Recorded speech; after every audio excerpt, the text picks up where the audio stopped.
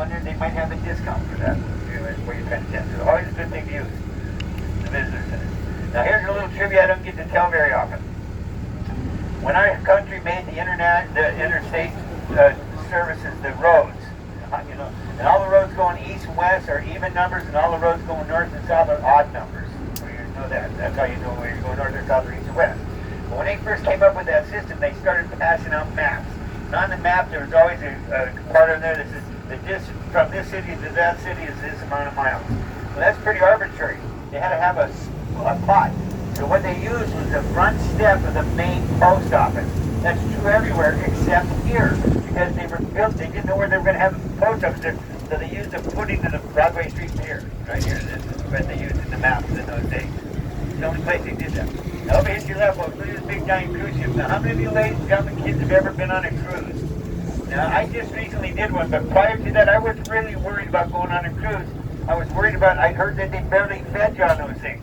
But what I found out is that they overfeed you. The most common, the biggest thing I've heard about cruise ships, and this is true because I've done one now.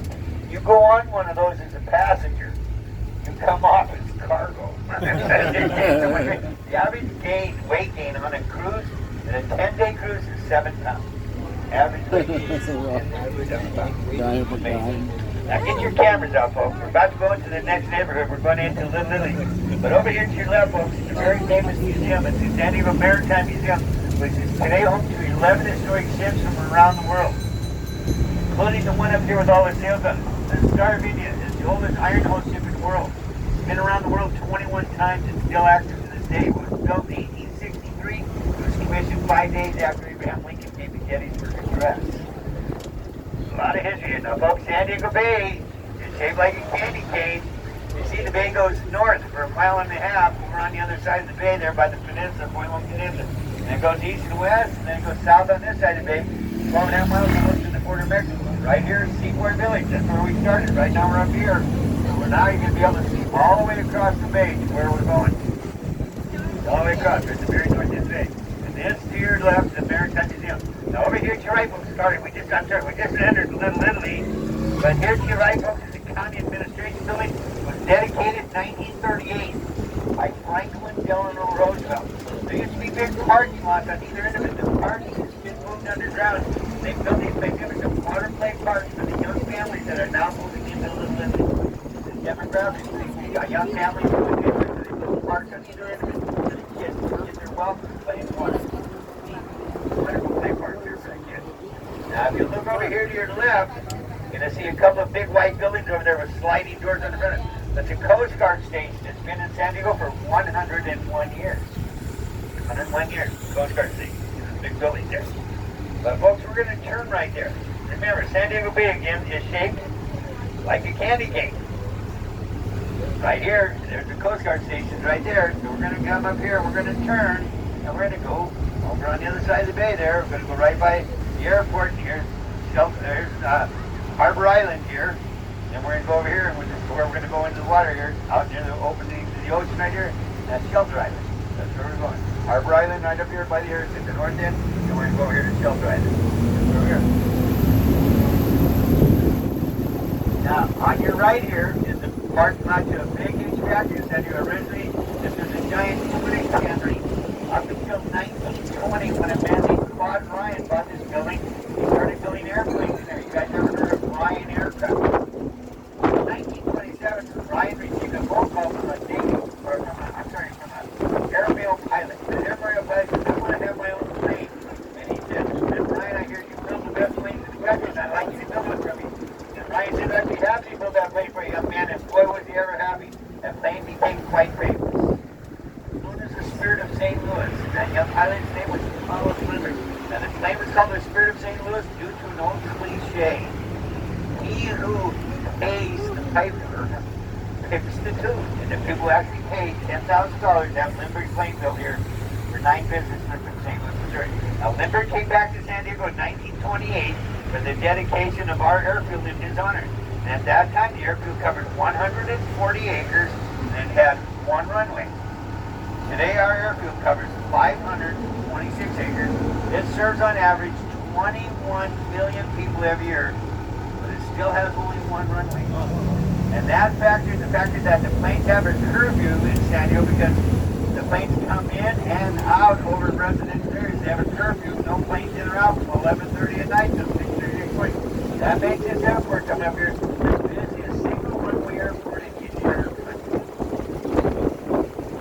Now, over here to the right, folks, we're in the Napa neighborhood. Now we just entered Mission Hill.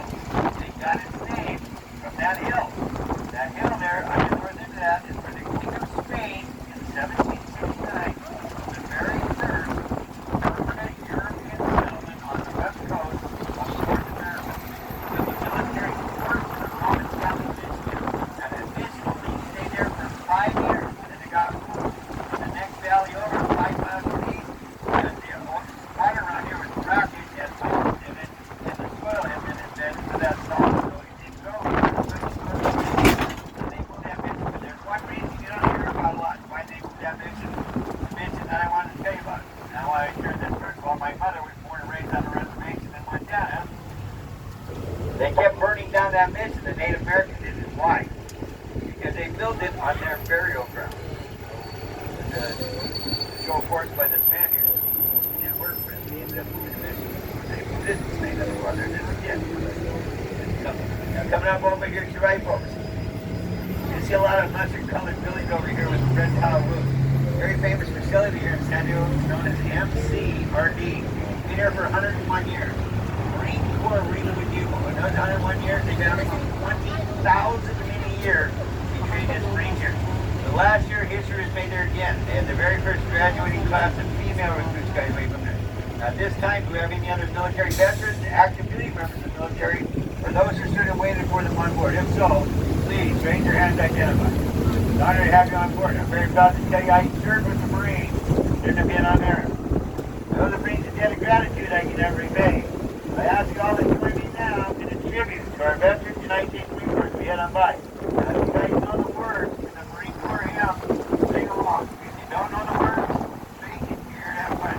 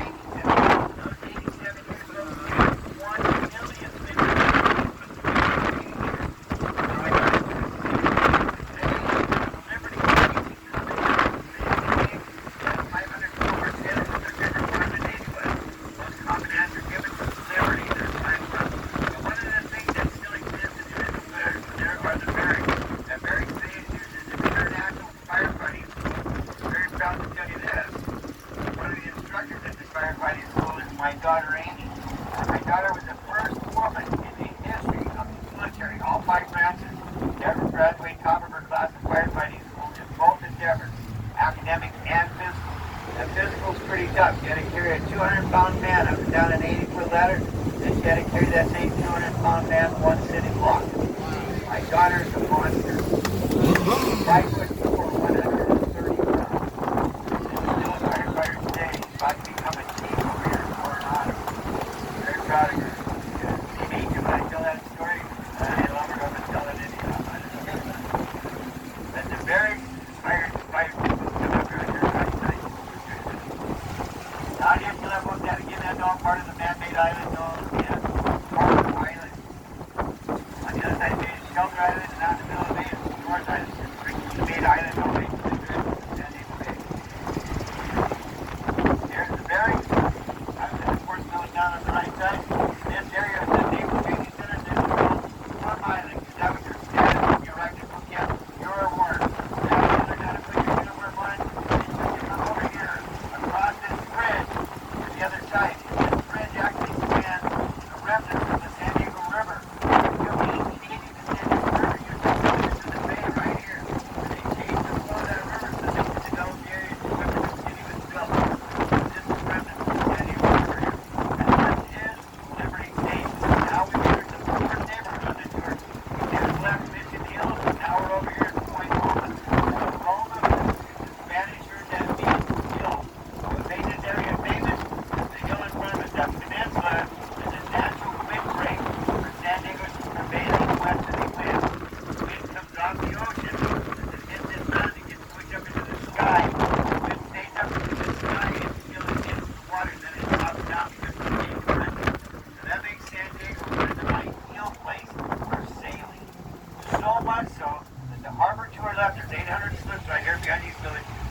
which is called the America's Cup Harbor.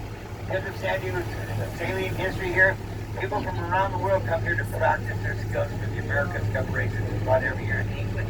And why is it called the America's Cup race? It originally was called the 180 race when it first started in 1841. And the prize for the winner of that first race, they got two things. They got a nice trophy. They got to name that race for perpetuity. Well, guess who won? A ball from the United States, known as the America. And guess what? We have an exact love of America right here in San Diego.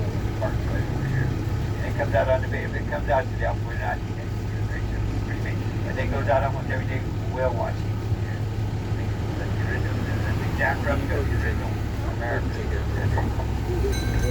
Now, the first people that actually took advantage of this windbreak in this area back in the 1850s were the Chinese. Then in the 1860s, the Japanese, the 1870s, the Portuguese. The Portuguese built this community here from and then in the 1880s, the Italians came to build the community over here on the side of the bay where the airport is, by where the airport is. The Chinese and Japanese found a great number of shellfish thrown on the sandstone here in San Diego. And this is one of the shells from the shellfish. It's called an abalone. This is about 100 years old. These are very small. So these are members of the gastropods family. Gastromine stomach, pod, foot. They would stick to the sandstone. They learned how to pry them off the sandstone, cut the meat out of the shell, tenderize it, and send it back to China and Japan as a delicacy. But what they didn't realize how important these animals were, so they come on and mess with the water. These are filter-feeding animals. They filtered the water out. Well, you take the filters out, and the bay became polluted. So much of that for many years. San Diego Bay was considered to be a dead bay. Probably that has been rectified. Today, San Diego Bay is considered to be the second cleanest bay on the United States. It is magnificent. But the Chinese Japanese, when they did these animals, they just threw the shells away on the beach. In 1935, a jewelry maker from San Francisco came in town, picked up one of these shells, and turned it over. Now this beautiful iridescent color, I guess I can jewelry, I can do something with that. And then what we all know today is mother of pearl jewelry. It started right here in San Diego from a bad and abalone shells on the beach. It's pretty amazing. Mother of pearl jewelry around the world now. Now we're about to go on to the man-made island known as Shelter Island. But to give you guys an idea of how many abalone they took out of here, this is a picture of a one-day take. Imagine that going on every day for years. That's a one-day take of abalone. Today it's a federal offense. It's like you take one off the rock, you can get up to a $10,000 fine, 5 years in prison. They're protected. It's not bothered. Now I see some of you messing with your hair already. Let it go, let it go, let it go. Then after the tour, head to Hollywood. You might become famous just like this woman that took our tour. Or you guys are awfully younger here. This is a famous actor. His name is Phyllis Diller. LA's coming. Over here to your right is called the Shelter Island Marina. There's 3,100 slips over here. These are by far the most expensive slips in San Diego. The reason they're expensive, this area is protected from the wind by that mountain. And this is the closest marina to the opening to the Pacific Ocean. If people that park their boats here pay a minimum of $25 per linear foot per month. That's, for a 40-foot vessel, it costs you $1,000 a month just to park here. They say if you can afford a 40-foot vessel, you can afford $1,000 a month. I don't know if you can afford it. I want you guys to keep your eyes up on that hill there. That big wall up there. That's one of the most important places in San Diego. There's 112,000 veterans up there. 11,000 of them are in urns in the wall. 101,000 are buried in the ground. That's 4 roads there from the National Military Cemetery. And here's your right. When they developed this in the 1950s, they had a Polynesian design. Polynesian resort here called Coolest Company. It's also a very famous concert venue. Some of the bands that performed here recently, Billy Joel was just here. Chicago, Three Dog Night, Little River Band, America, all those bands performed here recently. Bands from my generation, a lot of fun. So over here in San Diego Harbor, we're coming up to our launch pad where we're going to go from being a bus to a boat. The Coast Guard says I got to show you just how to put one of these on, just in case. Very simple operation. We'll open up over your head, take the cord around you, reattach it to the front, pull up the slap. And if Captain says go, put them on, we're going in, you just cross your arms in front of you like this, one feet first. Again, these have been on these vessels for more than 20 years. They haven't got wet. We do not expect them to get wet today. And this is where we're about to launch. This is the new launch pad. It was supposed to take 1 year to rebuild it, cost $10 million. It took 2 years to rebuild it, cost $20 million to rebuild it. It kept being held up by finding a historical artifact here. Once they find a historical artifact, all construction stops until they get everything cataloged. Make sure they got it all. Okay guys, this is where we're going to launch it. Look around, make sure everything's secure. Hold on to your stuff. You guys ready to go from being a bus to a boat? That's what we're going to do here.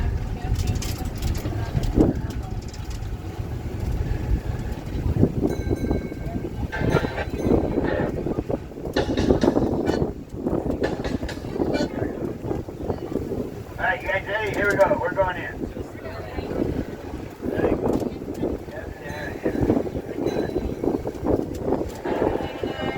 Guys, hands up. We're going in. We're about to become a boat. We're still a bus. Now we're a wet bus. Now we are a boat. We just went a boat. Nice history, gentlemen. Nice history. Now we're a boat. Where you based? Yeah. That's pretty cool. Alright. Ladies and gentlemen, welcome all to San Diego's Middle Natural Harbor, San Diego Bay, one of the busiest harbors in the world. Ladies and gentlemen, now that we're on the water, the Coast Guard system is moving around. Before anybody moves around, I've got to share with you the rule of thumb on boats. You're no longer on solid ground. You're now in the water that never stops moving. For safety on a boat, no matter where you are in the world, the safety and the rule is the same. Always maintain 3 points of contact. You always have one hand for yourself, one hand for the vessel. One hand for the vessel, one hand for yourself. And move around, use the back of your seat. Before anybody gets up, I ask all the police, look here to your left. At the north end of the third man-made island there, you see the two semicircular buildings. They're airplane hangars built there in 1945. But what I really want you to see the buildings directly behind it. The light gray buildings and the blue triangular dots. Those are the Manchester Grand Hyatt Hotels. Remember I told you we find the building? That's where we started. That's Seaport Valley. Then we went through the city, we went through Literally, we went through Mission Hills, and now we're over here focused on Oklahoma. And now, ladies and gentlemen, kids, we're now headed due south towards the opening to the Pacific Ocean. Our next nearest neighbor is 2,509 miles to the south-southwest, known as the Big Island of Hawaii. It's a long way to swim. With that in mind, folks, it's a lot of swim in San Diego Bay because of all the boat traffic here. Guys, folks, the water in San Diego, even though San Diego is a desert city, the water is always cold for 2 reasons. One, it's coming down out of Alaska. And 2, we have some very deep trenches offshore. As an example, 5 miles to the north of us is the world famous community of San Diego known as La Jolla. Ladies and gentlemen, La Jolla translates in Spanish to the jewel. That jewel community was built around a magnificent bay. That bay today, this is an underwater national park. But a quarter-mile offshore in La Jolla Cove, the La Jolla Trench is already 900 feet deep. You go another quarter-mile out, it's 2,300 feet deep. And that cold water, the deeper it is, the colder it is. And as the currents come down, it pulls this cold water out of the bottom up to the surface. And that water gets pushed into the bay, into the beaches by the wave action. And that's why our water is always cold and tender. Our average year-round water temperature is a very chilly 63 degrees, but our average year-round air temperature in San Diego is a magnificent 70 degrees. That's why we have the most ideal weather in the United States. Average year-round temperature is 70.5 degrees. Magnificent. Nobody appreciates it more than I do. Folks, on our way out here, since we have a lot of folks in San Diego on it for today, and I don't think it's invisible. I just learned this over the years. We talk all the time. Generally, people are from some place know less about the history that people visit all around the world, everywhere you go. I want to share this. San Diego is the largest military base of its kind in the entire world. And it has to do with our location. Just 11 miles south of the lighthouse here is the country of Mexico. In Mexico, they do not have the same restrictions in their waters as we have in our waters. So the mission of San Diego militarily has changed over the years. protect us from underwater threats. Now with that in mind, San Diego has 13 military commands, 7 military bases, all 5 branches of the military are represented here. We have a very small Army and Air Force contingent there, mostly to deal with the cemetery, the funerals at the military cemetery. But all 5 branches of the military here. San Diego is home to 130,000 active duty military members. That does not include their families. That's another 170,000. So 300,000 residents of San Diego at this very moment actually enrolled in the military. But over here to your left, you know this is North Island. North Island Naval Air Station. Ladies and gentlemen, that is the birthplace of military aviation. In 1911, a man named Ben Curtis came to San Diego in a plane built for him by the Wright brothers. When he flew over that, there was a nice big flat spot in the middle of it. He said that flat spot is an ideal place for an airfield. He didn't have the money to build it, so he told the Army and the Navy, if you build an airfield out there, I will teach your men to fly. That became the birth of military aviation. Now the first 6 men he taught to fly, 3 Army lieutenants, 2 civilians, and 1 Navy lieutenant by the name of Theodore Ellison. His friends called him Spud, Naval Aviator number 1, Spud Ellison. One day Spud says, hey, I'm in the Navy. I should probably have a ship to land and take off from. That was the birth of aircraft carriers. The first ones in the world were built here. One day he was flying that plane built by Clint Curtis. I'll show it to you right here in the picture of it. This is Clint Curtis's plane right here in San Diego. It's flying home in the background. 1911. One day, Bud Ellison was flying this back to the airport, or to the aircraft carrier for the get low on fuel. He thought he was going to have to dump in the ocean. Barely made it. He says, we have to do something about it. But they did. They built pontoons on the bottom, but so now they can land and take off from the water. First time they ever happened, first place it ever happened in the world, right here in San Diego. A lot of history here. Today, this base is home to 17 squadrons of helicopters, all deal with underwater threats. Now, we're going to go out here towards you over here. We're going to see 2 very famous places. The first thing we're going to see are going to see Amphibian Brothers Bay barges. What it is 80 floating bait tanks. This is where they store the bait, mostly sardines and anchovies, for the commercial sport fishing thing here in San Diego. So those fish, when they're in the water, they exude oil. Oil loses water in the fish in the ocean, smell and taste it. And they come in the bay thinking they're going to get a free meal. Unfortunately for them, a lot of them become a free meal. They become a free meal for a lot of the water birds that eat fish out here, and one particular species of pinnipeds. Now, pinnipeds, ladies and gentlemen, are animals that have flippers, that have claws. There are 3 species, or 3 families. You got walruses, the biggest pinnipeds in the world up in Alaska. The smallest pinnipeds in the world are seals. Now, we have seals in San Diego. I haven't ever seen any here today, but I see them up in La Jolla Cove all the time. There's a colony of seals in La Jolla. They're very short, squat animals. They can live about 350 pounds. They have very short front flippers. They move around on land. They got to flop around on their belly. The pinnipeds we're going to see out here today are called sea lions, not seals. They get up over 1,300 pounds. The average weight of an adult male is 1,000 pounds. They have an amazing ability. They can completely collapse their lungs. It allows those animals to dive for the 800 feet. They can hold their breath for more than 20 minutes. They have the intelligence of a 4 to 5 year old human. They are incredible animals, and they have ear flaps. Those ear flaps help them deal with the pressure when they dive deep. They're out here. And it's usually one big family group on the docks. They haul out family groups. But these animals, folks, believe it or not, they remind me a lot of teenagers. And I'll tell you what it is. They live to eat and sleep. They eat on average 1/8 of their body weight every day.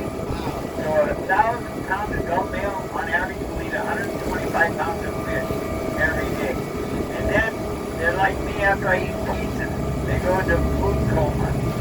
They lay down, they'll take a nap for 13 to 14 hours. Pizza does that for me more than any other food. But that's what's going on here.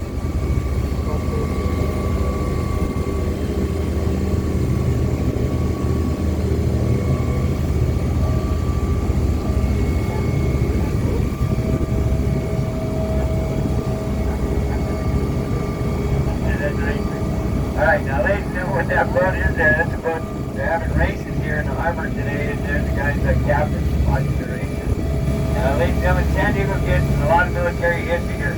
I'll point out some prominent features you guys that we grew up with. Right now I'm going to cue some music. I want to come back and I want to take pictures of your families for you. Just stay in your seats and I'll take your pictures for you.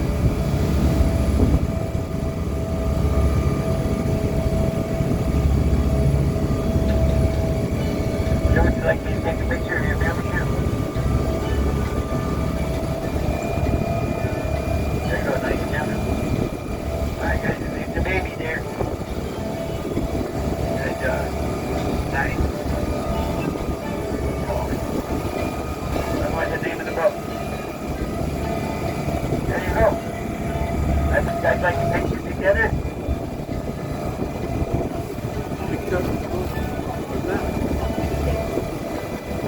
Have a lovely family now. Lucky man. Alright, you guys ready? Big smile. Beautiful, nice. See the tall one too. And then the name of this boat in it too. There you go. My brother, you guys ready for a picture? Let me get you guys here. Did I tell you how lucky you are yesterday? Huh? You are a lucky man. Get the name of the boat for you guys. Now you guys what I'm talking about. We have one of these 2.5. You guys on there, the name of the boat. You're on the Seal of Honor today. You guys are lucky. This is the fastest boat in our fleet. This bad boy's been clocking 5 miles per hour. The next nearest one's only 4.5 miles per hour. So you guys are the fastest one in the fleet. Where you gentlemen there? Inside.